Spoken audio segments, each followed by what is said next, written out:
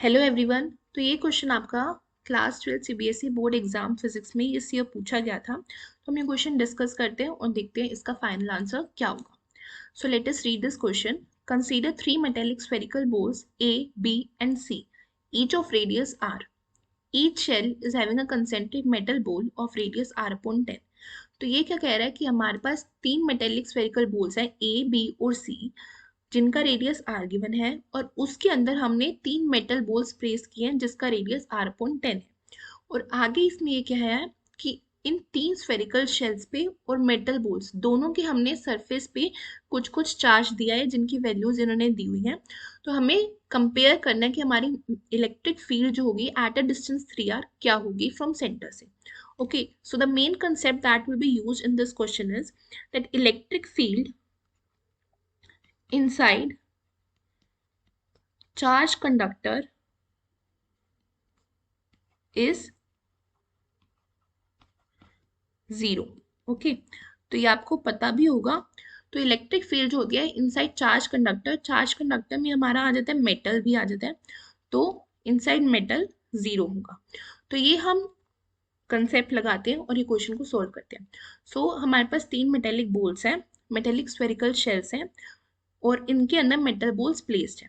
तो जो हमारा शेल है उसका रेडियस हमें गिवन है r, so this is r, and जो मेटल बोल्स हैं उनका रेडियस r अपॉन 10 गिवन है। तो हमें उसके बाद इन पे चार्जेस गिवन है। So this is +6q charge on it surface, this is -4q and this is 14q। और जो अंदर मेटल बोल्स हैं उन पे हमें चार्ज गिवन है -2q, next one is 8q and next one is -10q। तो अब हमें निकालना है what will be the charges.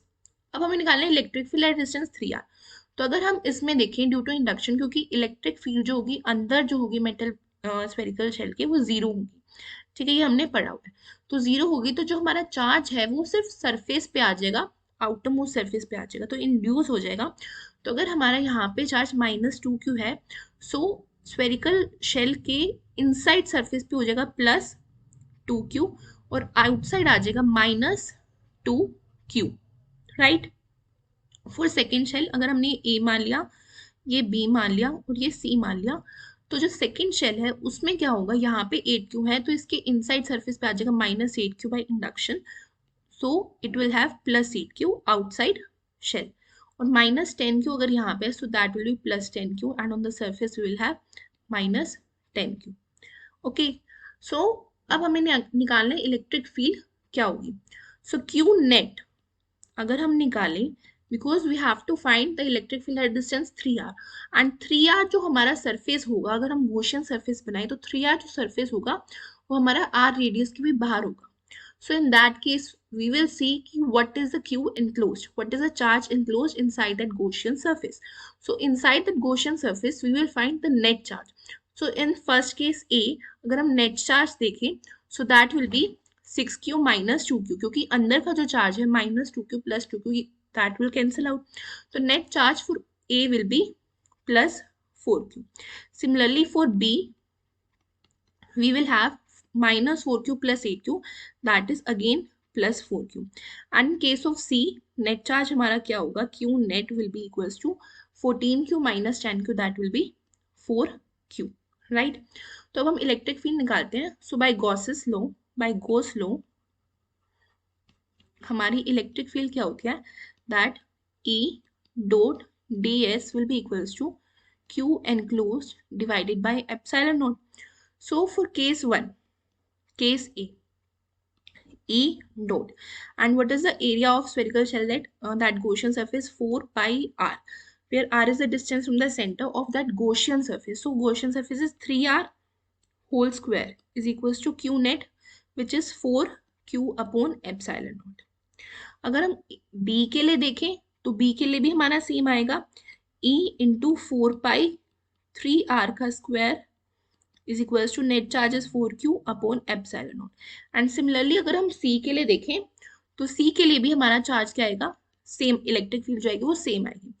तो हम ये कंपेयर कर सकते हैं that electric field due to A will be equals to electric field due to B will be equal to electric field due to C. हमें क्वेश्चन में just compare करना था कि कैसे एक दूसरे की कंपैरिजन होगा उनका।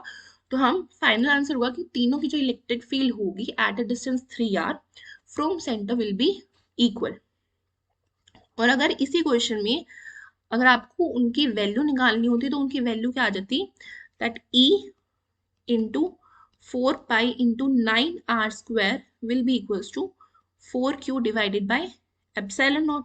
So electric field will be equals to 4q upon epsilon naught into 4 pi 9r का square, right? And 4 pi epsilon naught 1 upon 4 pi epsilon naught को हम k लिख सकते हैं. So our final answer will be 4kq divided by 9r square. So this is your answer. Thank you for watching this video.